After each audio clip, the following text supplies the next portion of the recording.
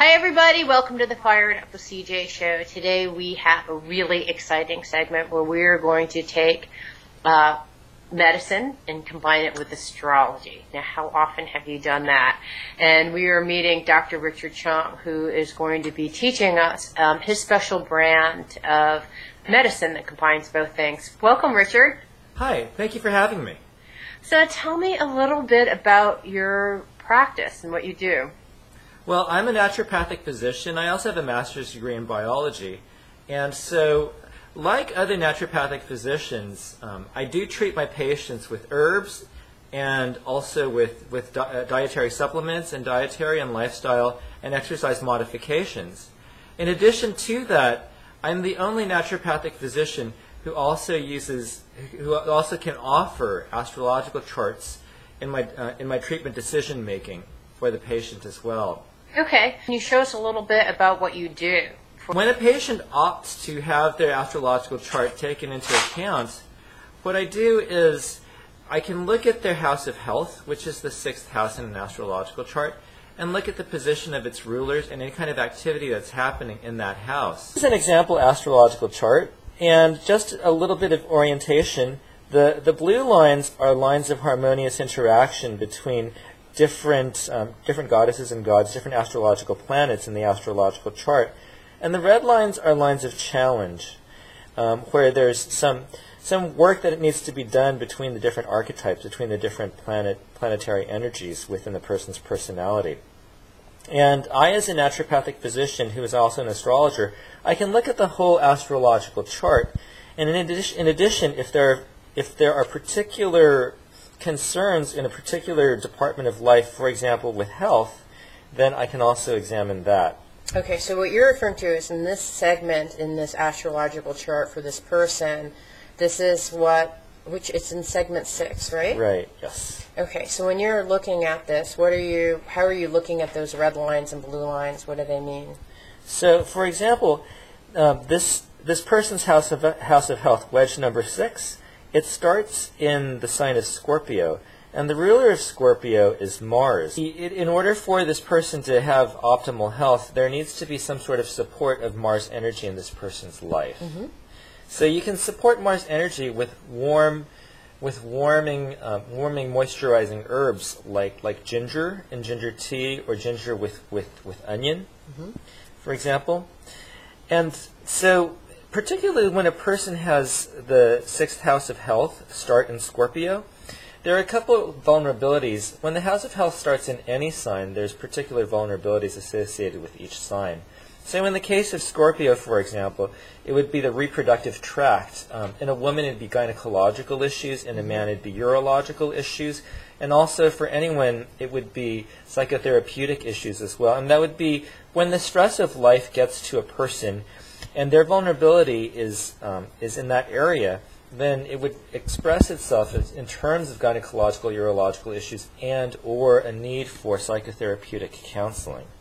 Okay, so for this particular person in this chart, from an astrological standpoint, you'd be looking at their health segment and then looking at what planets are ruling that health segment. Right. And then when you then this particular person, it would be Mars that would be ruling.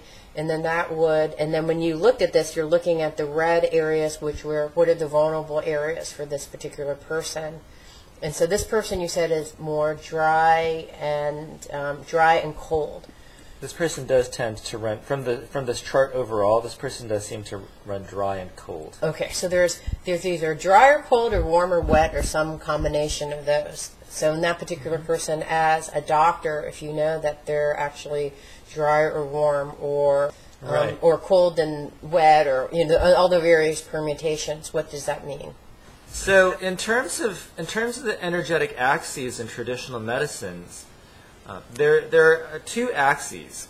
There's the cold versus the hot axis, and then there's the wet versus the dry axis.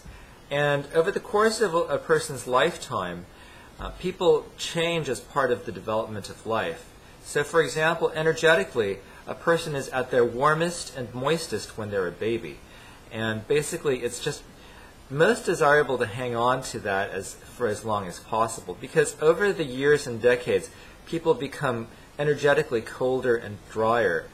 And so that's something that you want to slow down to the extent that you can. Okay, so you would be actually looking at that chart, and then you would be prescribing herbs, yes. right, in order to... Yes, because certain people with certain astrological charts and other kinds of constitutional situations, they're more prone to becoming excessively cold energetically, more prone to becoming excessively dry energetically, or some other combination.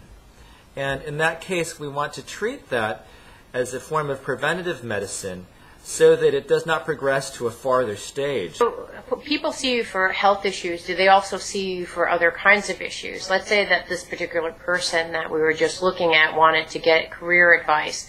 How would you take the same information that you showed me and give them career advice? Well, this is called the midheaven, and so that is the career line. It's the very beginning and most important part of the 10th house, which is this wedge with the 10. And the 10th house is the house of public standing, fame, and career. This symbol that looks like a 4, a curly 4, is Jupiter right there. And Jupiter, there's a red line of conjunction between Jupiter and the career line, the midheaven.